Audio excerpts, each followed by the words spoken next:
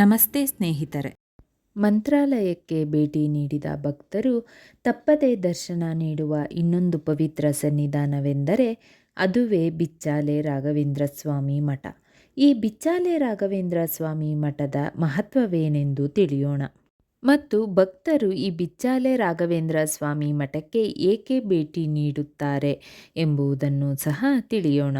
ಮಂತ್ರಾಲಯದಿಂದ 20 ಕಿಲೋಮೀಟರ್ ದೂರದಲ್ಲಿರುವ ಬಿಚ್ಚಾಲೆ ಎಂಬ ಗ್ರಾಮವು ಶ್ರೀ ರಾಘವೇಂದ್ರ ಸ್ವಾಮಿಗಳ ಅನುಯಾಯಿಗಳಿಗೆ ಅತ್ಯಂತ ಮಹತ್ವದ ಸ್ಥಳವಾಗಿದೆ.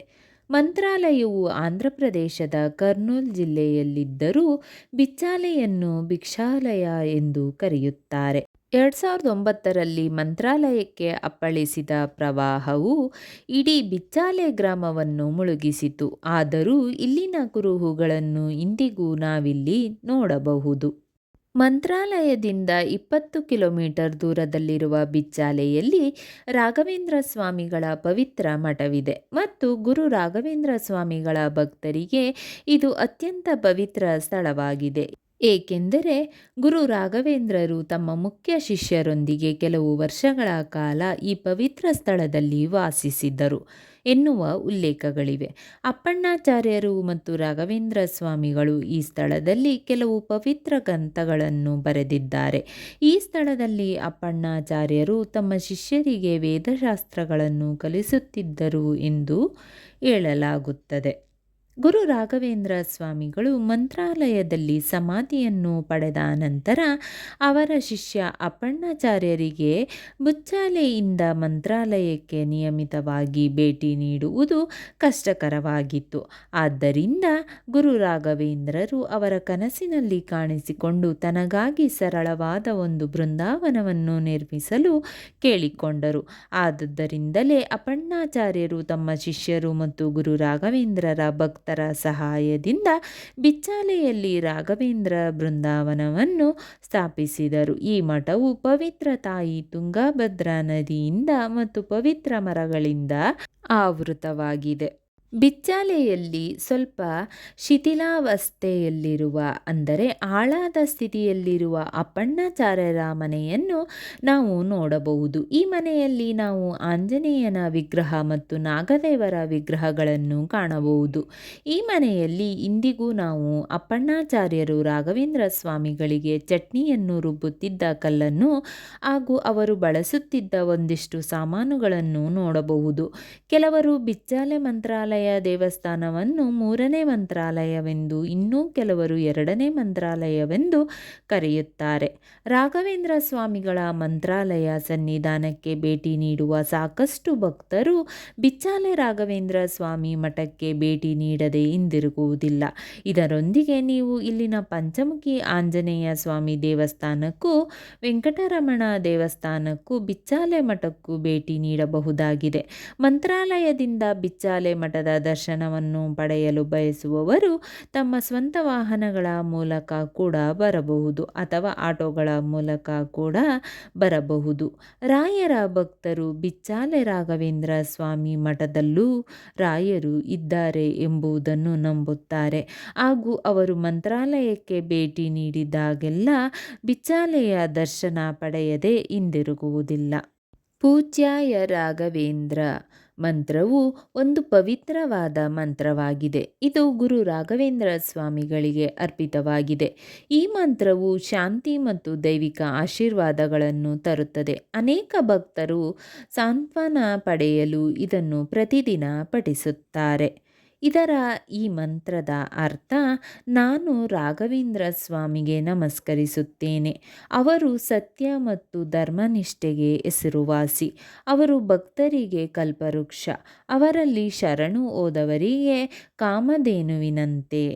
ಇದರ ಮಹತ್ವವೇನೆಂದರೆ ಈ ಮಂತ್ರವು ಸರಳ ಮತ್ತು ಅರ್ಥಪೂರ್ಣವಾಗಿದೆ. ಇದು ಭಕ್ತರನ್ನು ದೈವಿಕ ಶಕ್ತಿಯೊಂದಿಗೆ ಸಂಪರ್ಕಿಸುತ್ತದೆ. ಇದು ಸತ್ಯ ಮತ್ತು ಧರ್ಮನಿಷ್ಠೆಯನ್ನು ಒತ್ತಿ ಹೇಳುತ್ತದೆ.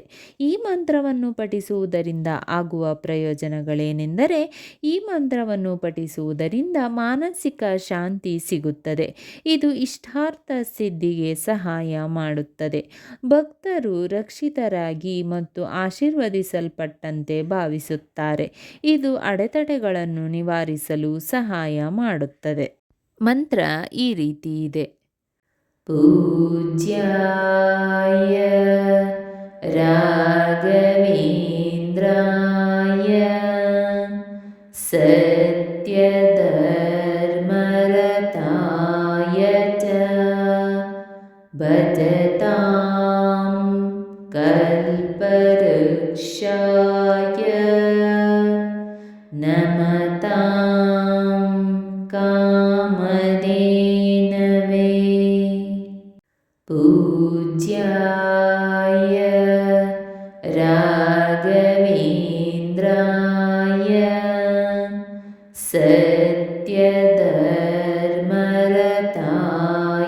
ಚ ಭಜತಾಂ ಕಲ್ಪವೃಕ್ಷಾಯ ನಮತಾಂ ಕಾಮಧೇನವೇ. ಪೂಜ್ಯಾಯ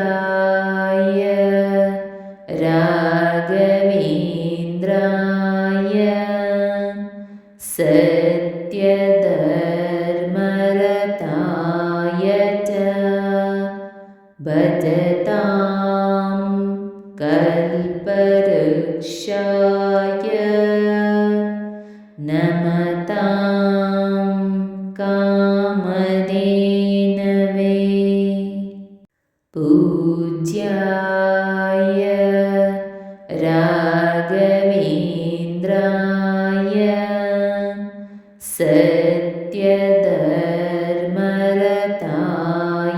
ಚ ಭಜತಾಂ ಕಲ್ಪವೃಕ್ಷಾಯ ನಮತಾಂ ಕಾಮಧೇನವೇ. ಪೂಜ್ಯಾಯ ರಾಘವೇಂದ್ರಾಯ ಸತ್ಯಧರ್ಮರತಾಯ ಚ ಭಜತಾಂ ಕಲ್ಪವೃಕ್ಷಾಯ ನಮತಾಂ ಕಾಮಧೇನವೇ. ಪೂಜ್ಯಾಯ ರಾಘವೇಂದ್ರಾಯ ಸತ್ಯಧರ್ಮರತಾಯ ಚ ಭಜತಾಂ ಕಲ್ಪವೃಕ್ಷಾಯ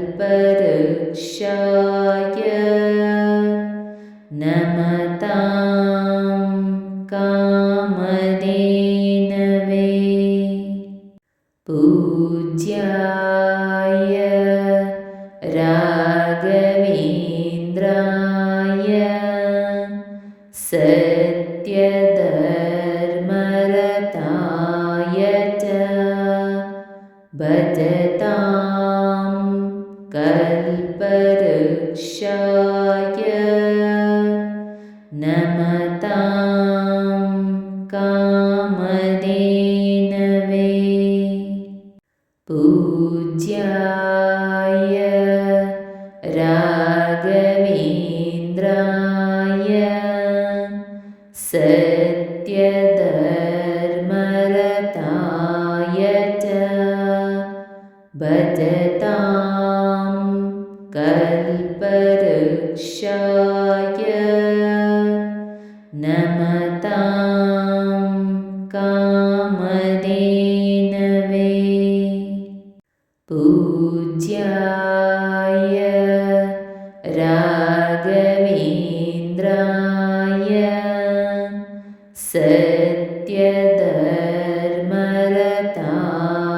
ಚ ಭಜತಾಂ ಕಲ್ಪವೃಕ್ಷಾಯ ನಮತಾಂ ಕಾಮಧೇನವೇ. ಸ್ನೇಹಿತರೆ, ಈ ವಿಡಿಯೋ ಇಷ್ಟವಾದಲ್ಲಿ ಲೈಕ್, ಶೇರ್ ಆ್ಯಂಡ್ ಕಾಮೆಂಟ್ ಮಾಡಿ. ಮುಂದಿನ ವಿಡಿಯೋಸ್ಗಳಿಗಾಗಿ ಚಾನಲ್ ಅನ್ನು ಸಬ್ಸ್ಕ್ರೈಬ್ ಮಾಡಿ. ಧನ್ಯವಾದಗಳು.